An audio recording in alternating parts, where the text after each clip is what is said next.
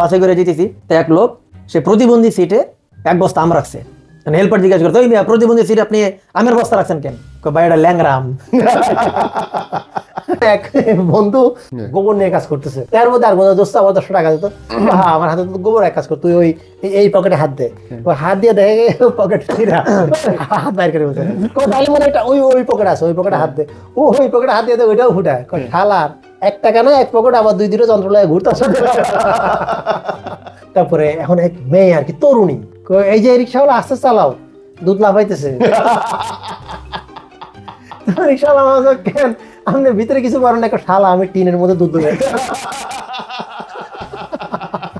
সবচেয়ে কষ্ট কি, ধরেন বান্ধবী বা কাজিন প্রেম করতেছে, আপনি একই রুমের মধ্যে অন্ধকার করে নিচে, হয়তো তারা ডেট মারতেছে, আপনি শব্দ শুনতেছেন, নড়াচড়া বুঝতেছেন, শব্দের গতি সব টের পাইতেছেন ভাই, কিন্তু আপনার কিচ্ছু করেন নাই, বসে বসে মাথা নিচু করে ভাবতেছেন বা হেডফোনে গান শোনার বান করতেছেন বা চিন্তা করতেছেন, ঘুমাই গেছে।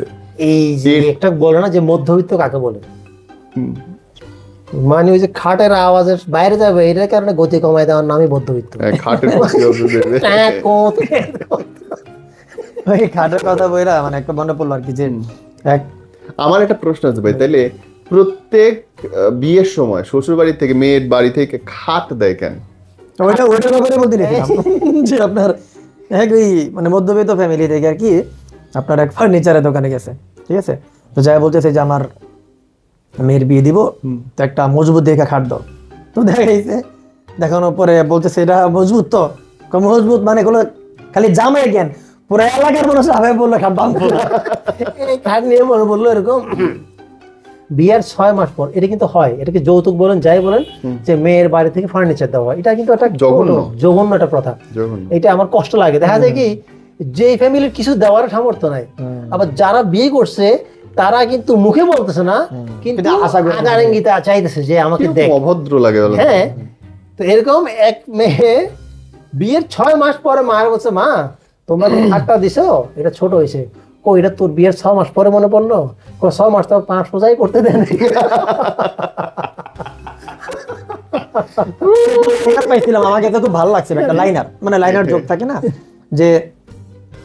যে বাপ মায়েরা ছেলে মেয়েদেরকে কখনো প্রেমই করতে দেয় না, তাদের বিয়ের সময় খাট কিনা দেয়, এবং সারা জীবন প্রেম করতে দেবে না, অচেনা একটা ছেলের সাথে রুমের মধ্যে আটকে দেবে, যে যা আজকে থেকে তোর বাসর লাগা।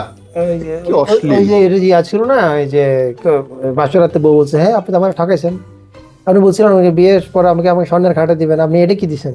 হ্যাঁ তুমি বুঝতে ভুল করছো, আমার প্রথম বউয়ের নাম ছিল স্বর্ণ, ওই স্বর্ণের খাটে তোমার নিয়ে। যারা সম্পত্তি দেখে বিয়ে করে তাদের এরকম হওয়া উচিত। এই কালচারটা আসলে বিশেষ করে আমরা চিটাগাঙে একটু বেশি। এটা আপনারা তো অতিরিক্ত, এই যে গরু পাঠান, রান পাঠান, মানে এবং এটা ভাই একটা ওদের মানে কালচার বলবো না, রিচুয়াল টাইপের ভাই, এটা হয়ে গেছে, রিচুয়াল টাইপ, এটা হয়ে গেছে। এবং আপনারা নাকি কুরবানির সময় কুরবানির গরু ছাগল দিতে, একটা রান মনে দিতে হয় না নাকি, একটা রান কি জানি দিতে হয়, কি বলবো এখন আমি নিজে মনে করেন, মানে এই ঘটনা আপনিও সাক্ষী। আমি সাক্ষী, মানে কি আমরা তো 5 ভাই 1 বোন, তো ছোট বোন তো স্বাভাবিক, আমার এক মেয়ে আম্মা গরু দিবে, ঠিক আছে, গরু দিল, পরের বছর আম্মা আবার ছাগল দিবেন, কেন আপনি ছাগল দিবেন? না আমার একটা মেয়ে আমি দিব, আমাকে তাহলে প্রতিবার ওরা আশা করে বসে থাকবেন, একটা করে দিবেন, মানে ছাগল নিয়ে কেউ যাবে না, ছাগল নিয়ে কেউ যাবে না। আম্মা বসে আছে, আমি ঢাকা থেকে গেলে এই ছাগলটা আমি নিয়ে যাবো, আম্মা জানে যে এই কাজ আমি আর কোন ছাগল পাই নাই, এখন এর জন্য আবার আমার জন্য একটা অ্যাসিস্ট্যান্ট ছাগল রেডি করছে, মানে আমাদের বাসায় যে কাজ করতো ওই ছেলে, আম্মা বলছে না এই ছাগল কোনো খুব শান্ত ছাগল, আমার যাতে কোনো প্রবলেম না, আম্মা আবার আমার একটু বেশি কারণ আমি আম্মার কথা শুনি, জানি যে যত কিছু হোক চেষ্টা করি আমার যাতে মনে কষ্ট না পায়, এই ছাগল যাতে মানে হাগামতা না করে, এই জন্য একেবারে ট্যাক্সির মধ্যে মনে করেন শালা বিছাই দিছে, কাঁঠাল পাতা দিয়ে দিছে, ছাগল টেক কেয়ার করার জন্য কাজের ছেলেকেও দিয়ে দিছে। এই ছাগল এত মুড়ো হয়েছে, সে পাতার খায় নাই, করবার আগের দিন কিন্তু কিছুই খায় নাই, মোটামুটি ওইটাই দিয়ে গেছে। এটা কষ্ট লাগে যে এই যে কেমন লাগে এটা নিয়ে যাওয়া। আর ওই একটা এই কালচারটা অবশ্যই সেটা আগে বেশি দেখা যায়, তোমার কোরবানির পরে সন্ধ্যা থেকে আপনার টিফিন কেড়ে নিয়ে এলে মোটামুটি একবারে ঝোল মোল, ওই যে টিফিন কেড়ে মানে ভালোই লাগে, আবার কেমন মনে করেন এরকম এক বন্ধু গোবর গোবর নিয়ে কাজ করতেছে, তার মধ্যে আর বলতো দোস্ত আমার 10 টাকা দিত, আমার হাতে তো গোবর এক কাজ কর, তুই ওই এই পকেটে হাত দে, ওই হাত দিয়ে দেখে পকেট হাত বাইর করে বলছে তাহলে মনে একটা ওই পকেট আছে, ওই পকেটে হাত দে, ওই পকেটে হাত দিয়ে ওইটাও ফুটায়, শালার 1 টাকা না 1 পকেট আবার 2 দিনও যন্ত্রণায় ঘুরতে আসে। সঠিক বলেছেন, সঠিক বলেছেন। আসলে কিছু কিছু যন্ত্র অধিক থাকলে তো ক্ষতি ছিল। আপনি যন্ত্র কথা বলাতে মেশিন কিন্তু ভাই থাকতেই পারতো বেশি। একদম আপনি যন্ত্র কথা বলাতে একটা মাথায় আসলো যে এক ছেলে হ্যাভি পোংটামি করতেছে ভাই, হ্যাভি লেভেলে পোংটামি করতেছে বুঝছেন। তো বলতেছে যে মানে বাবারে জিজ্ঞাসা করতেছে যে আব্বা এই যে এটা কি মেশিন, হ্যাঁ। তো বাবা বলতেছে যে এটা হলো গিয়ে এমন একটা মেশিন যে যেটা হচ্ছে গিয়া তোর এই মেশিনের দিকে যদি একটা মানে শোর ঢোকানো হয়, ঠিক আছে, তাহলে এটা জুস হয়ে বের হবে, ঠিক আছে। পোলো তো পোংটা, ওকে আব্বা এরকম কোনো জিনিস নেই, এরকম কোনো মেশিন নেই যেন জুস ঢোকালে শোর বের হবে, কাছে না তোর আম্মা। কিছু কিছু সন্তান আছে জ্বালায় অস্থির বানালে ভাই, মানে লেভেল বলছে না ওই যে ওই টিচার এই স্কুল থেকে এসে বলছে মার বলছে আম্মা আম্মা স্যার আছে জিজ্ঞেস করছে আমার আর কোনো ভাই বোন আছে কিনা, তো তুই কি কইছিস, আমি হই না আবার আমার ভাই বোন। এরকম দেখা যায় কি বাসের মধ্যে এক মহিলা চিল্লাইতে উঠছে, মানে তার ঘটনাটা সে পুরো যাত্রীকে শোনাবে, হ্যাঁ কত বড় অসভ্য, হ্যাঁ এই হেল্পার বলে কিনা আমার ছেলেকে বলে কিনা জানোয়ার, হ্যাঁ হ্যাঁ এই এক কাজ করে। তো যারা বুঝাতেছিল এক কাজ করো আপনি, হ্যাঁ আপনি হেল্পার গিয়া যা তা শুনে আসেন, ততক্ষণ পর্যন্ত জানোয়ারটা আমার কোলে থাকুক। বাস্তব ঘটনা, বাসে করে যেতেছি, এক লোক সে প্রতিবন্ধী সিটে 1 বস্তা আম রাখছে, হেল্পার জিজ্ঞাসা করতে ওই প্রতিবন্ধী সিটে আপনি আমের বস্তা রাখছেন কেন, ভাই এটা ল্যাংরা আম।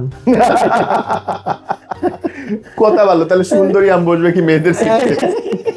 রিক্সার মধ্যে হয় কি এখন তো মনে করেন ভাই এত অটো রিক্সা, হ্যাঁ অটো রিক্সার কথাই বলতেছি, টেসলা, হ্যাঁ অটো রিক্সা যাচ্ছে, তারপরে এখন এক মেয়ে আর কি তরুণী, হ্যাঁ এই যে রিক্সাওয়ালা আস্তে চালাও দুধ লাফাইতেছে,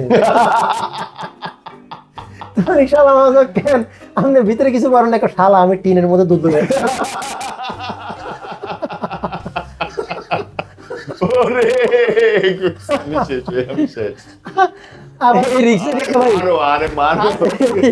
বাচ্চাদের কিন্তু বিভিন্ন কথা বলে আমাকে দুধ খাওয়ায়, হ্যাঁ না বাবু ক্লাসের মধ্যে ম্যাডাম খাওয়াচ্ছে, না বাবু খাও, আমার বাবু দুধু খেয়ে ডাক্তার হবে, এই হবে সে হবে, দেখে আবার এক ছাত্রকে ম্যাডাম আমার একটু খাওয়ান, ডাক্তার নয় অন্তত কম্পাউন্ডার তো হবো। মা বাচ্চা রিলেটেড একটা মনে পড়ছে, দুধ তো আমরা সবাই খাইছি, আমরা তো কিছু হইলাম না ভাইয়া। না দুধ খেলে যদি ডাক্তার ইঞ্জিনিয়ার হতো তাহলে তো সবার আগে ডাক্তার ইঞ্জিনিয়ার হতো বাছুর, ছোটবেলা থেকে একদম বড় পর্যন্ত। তো এই রিলেটেডই মানে এক দম্পতি আপনার ইয়া করতে গেছে, সিনেমা দেখতে গেছে বাচ্চা নিয়ে, ঠিক আছে। তো সিনেমার তো ভাই হয় না যে ক্লাইম্যাক্সের সময় বাচ্চা ওয়া ওয়া ওয়া করে কাঁদতেছে, আরে শালা দর্শক তো খেয়ে গেছে, তাহলে টাকা দিয়ে সিনেমা দেখতেছে, বাচ্চার কান্নাকাটি হলে কেমনি কি, ঠিক আছে। আবার একটু পরে সিনেমার ক্লাইম্যাক্স, তখন প্রত্যেকটা ডায়লগ ইম্পর্টেন্ট, আবার বাচ্চা ওয়া ওয়া ওয়া, তখনও দর্শক মোটামুটি দাঁত মুখ খিচে বসে আছে, আচ্ছা ঠিক আছে দেখি। থার্ড এন্ড ফাইনাল যে ক্লাইম্যাক্সটা, তখন মনে করেন যে বাচ্চা আবার কাঁদতেছে, তো মানুষজন আর সহ্য করতে পারে না, টাকা দিয়ে টিকিট কেটে সিনেমা দিতে আসছি। তো পিছন দিকে একজন বলছে দেখ বাচ্চা কাঁদতেছে, ওই বাচ্চার মুখে একটা দুধ ঢুকে দেন, ঠিক আছে। এই কথা শুনে মহিলার পাশে যে জামাই ছিল কোন সালে কথা কইলি রে, কাবা আরেকটা তো আছে ওই আমার মুখে ঢুকে। ওটা ছিল যে গরুর গোয়াল ঘরে চুরি করার কারণে এক চোরে বাইন্দা রাখছে, কাপড় চোর খুইলা আমার কারণ দড়ি দিয়ে বান দিয়ে রাখছে। সকালে দড়ির বান খোলার পরে ওই বেড়া উইডা করলে বাসুরটারে পিড়াইতেছে, এইভাবে পিড়াইতেছেন কেন, হারাম তো তারা আমি এত করে বুঝলাম যে আমি তোর মা না।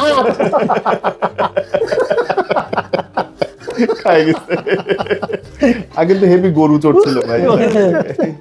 এটা আমি একটা পলিসি আমি দেখলাম যে গরু চুরি করার সময় যে গরুর গলায় ঘন্টা বাঁধা থাকে, হ্যাঁ তো গরু যারা চুরি করে এরা করে কি, গরু চুরি করার পরে একদল করে কি ঘন্টা নিয়ে চলে যায় বাজার বাজার আরেক দিকে, আর গরু নিয়ে চলে যায় আরেক গ্রুপ আরেক দিকে। তো মানুষ মনে করে ঘন্টা যেদিকে আসছে গরু দিকে, সব ওইদিকে চলে যায়, এদিকে গরু হাওয়া। ভালো তো ভাই ঘন্টার ব্যাপারে আমার একটা ইয়া পড়ছে যে একবার আপনার এই যে এখন তো মেসি 2022 সালে ওয়ার্ল্ড কাপ জিতছে, 2026 সালে এখন আবার ব্রাজিলের কোচ হয়ে গেছে আপনার ওই যে কি অ্যাঞ্চেলোতি, ব্রাজিলিয়ানরা খুব ইয়ে আছে। তো এরকম কিন্তু ভাই নর্মাল যে প্লেয়ার তাদের পাশাপাশি কিন্তু অন্ধদেরও ফুটবল একটা ওয়ার্ল্ড কাপ হয়েছে, ঠিক আছে, অন্ধদের একটা ফুটবল ওয়ার্ল্ড কাপ হয়েছিল।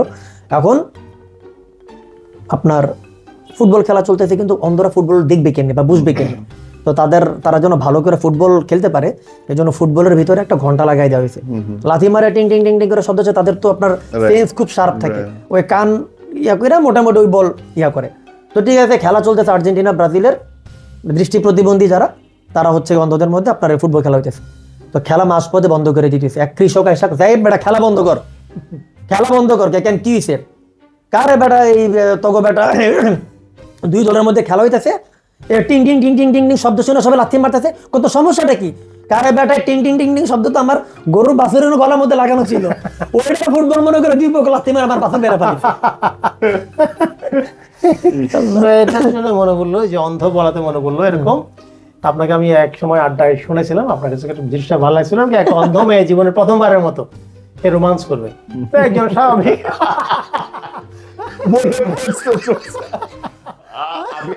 আমি দর্শকদেরকে বলি, যদি এই জোকসটা আমি দেই আপনারা ধরে নেবেন আমি অনেক সাহসী লোক, আর যদি কাইটা দেই তাহলে বুঝে নেবেন আমি ঠিক লাগি। হ্যাঁ বলেন। তো প্রথমবারের মতো রোমান্স করতেছে, স্বাভাবিক সে তার যন্ত্র ঢুকেছে, ঢুকানোর পরে তো মহিলা হাতায় হাতায় কই এই দুটো কই ঢুকানো যায় না, কই দেখো যা যা ঢুকানো সব ঢুকে, আমি অন্ধ করে আবার হক মারব না।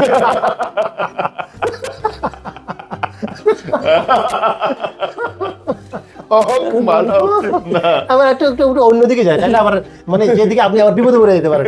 আমরা কিন্তু অনেকে কিন্তু বিভিন্ন আইডিয়া, ফেক আইডিয়া ইউজ করি না, মানে ধোকা ছেলেরা করে মেয়েরা করে, বিশেষ করে মেয়েরা তো ভাই, মেয়েরা তো ভয়ঙ্কর, এঞ্জেল এঞ্জেল এঞ্জেল মেয়েরা তো ভাই, আমরা ছেলেরা আমি নিজে ধরা খাইছি একবার ভাই, মেয়েরা এমন ভাবে হ্যাঁ যার লোকে তুমি প্রেম করবা ওই তোমার এমন এমন আইডিয়া দিয়ে যাচাই করবে, এত সুন্দর ছবি দিয়ে রাখে ভাই, আমি তুমি যা যা দিয়া চিন্তা করো যে আইডিটা রিয়েল কিনা এইগুলো ওর মাথায় থাকে।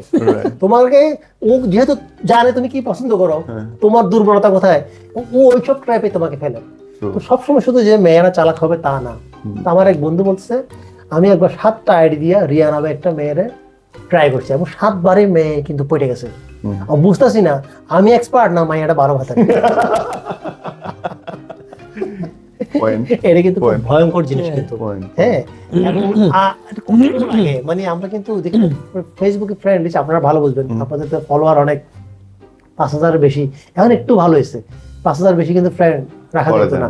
হ্যাঁ তো এখন একটা ফলোয়ার টলার হওয়াতে একটু সুবিধা হয়েছে, কিন্তু আবার মনে করেন আমরা এক সময়, তবে আপনাদের সময় কিন্তু মানে গার্লস কলেজের একটা মেয়ে যখন বেরিত তার পিছন পিছন কিন্তু 10টা ছেলে ঘুরতো, ফলোয়ার কিন্তু ভাই, তো রিয়েল ফলোয়ার্স, ওই 10 জন ফলোয়ারের যে ভ্যালু, আমি বলবো যখন ইনস্টাগ্রামে 1 মিলিয়ন ফলোয়ারের সেম ভ্যালু। এইটা ঠিক, তবে কিন্তু এখন এই কাহিনীগুলি এখন তখন কিন্তু আমরা স্কুলে থাকতে বুঝতাম না, কিন্তু তখন সুন্দর মেয়েগুলি কিন্তু 5টা অসুন্দর মেয়ের সাথে ঘুরতো অলওয়েজ।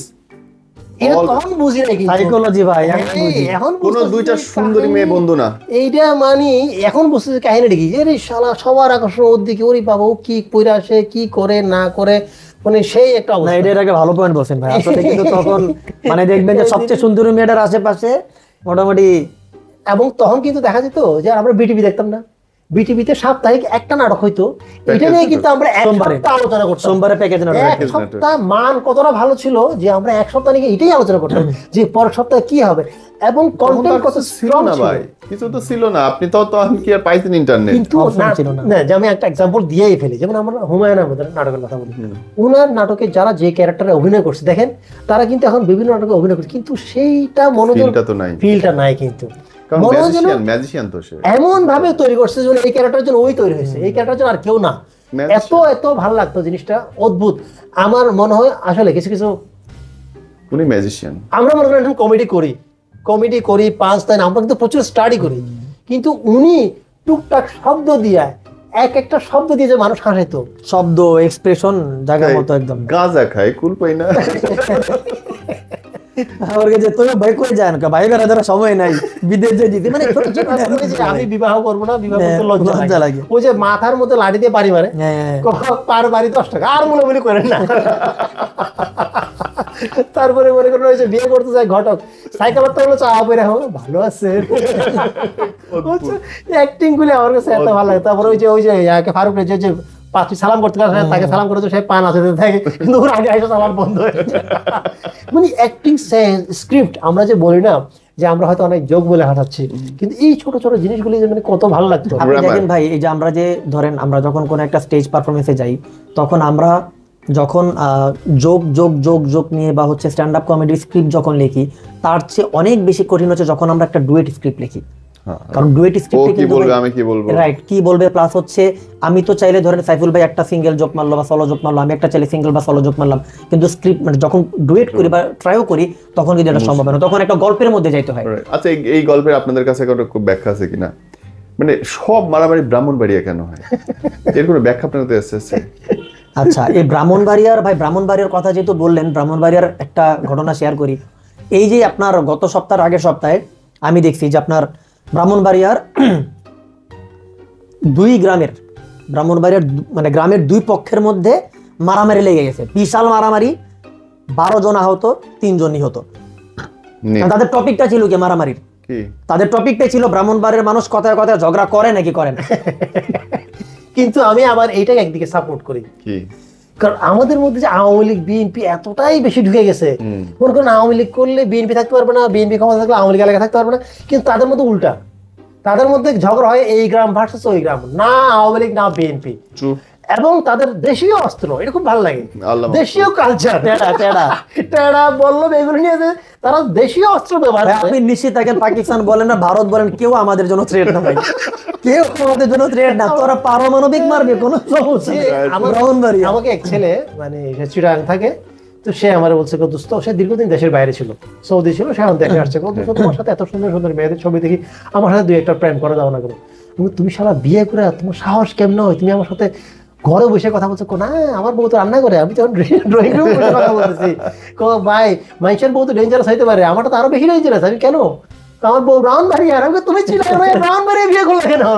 তখন তো আর বুঝি নাই, তখন তো এইসব মারামারি ভাইরাল হইতো না, এখন তো ভাইরাল হচ্ছে। তবে ভাই সবচেয়ে ডেঞ্জারাস হচ্ছে ধরেন জেডার বাড়ি ব্রাহ্মণবাড়িয়া আর থাকে লোক মোহাম্মদপুরে। I am from Mohammadpur. Oh my God! তার মানে আজকে আমরা পেমেন্ট পাবো কিনা সন্দেহ। আপনি এখন পেমেন্ট, আমি চিন্তা করছি মোবাইল টোবাইলগুলো থাকবে। এনিওয়ে ব্রাদার সিস্টার, আজকের মতো টাটা, খোদা হাফেজ, বাংলাদেশ জিন্দাবাদ। Bye, thank you so much, bye, thank you so much. যদি বাইচা থাকি, ভাই যেহেতু মোহাম্মদপুরে যদি বাইচা থাকে তাহলে পরে আমরা বলবো যে আমরা পেমেন্ট পাইছিলাম।